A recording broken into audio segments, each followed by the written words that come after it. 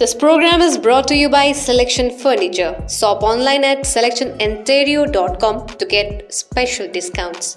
ग्राम चुनावको निम्ति अनन्त पहाडको विपक्षी राजनीतिक दलहरू एक भएको छ। यसपटकको चुनावमा पहाडको साना ठूला विपक्षी राजनीतिक दलहरू एक भएर चुनाव लड्ने भएको छ। अर्कोतिर राज्यको सत्तासीन दल तृणमूल कांग्रेस पार्टी र जीटीए को सत्ताधारी राजनीतिक दल भारतीय गोर्खा प्रजातान्त्रिक मोर्चा रहनेछन्। समग्रमा भन्नुपर्दा यसपालि सम्पन्न हुने ग्राम पञ्चायत चुनाव पहाडमा चाखलाग्दो र रोचक हुने देखिएको छ।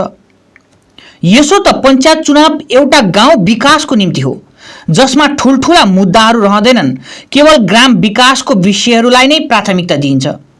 तसर्थ ग्राम चुनाव राजनीतिक दलहरू केवल ग्राम विकासकै योजनाहरू नै लिएर जानुपर्ने हुन्छ।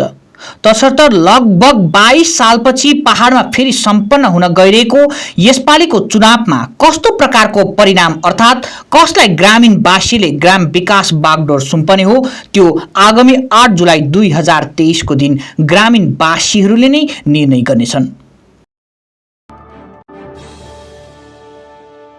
सम्झनुहोस्, जति नै मिठो पलको बिस्तारै भुल्दै जाँदछौँ, हामी भने तपाईको सम्झनालाई आगामी पुस्तौँसम्म जोगाएर राख्नेछौँ। सम्झनामा नो कम्प्रोमाइज, ताजा रहनेछ त्यस पलको भाइब्स।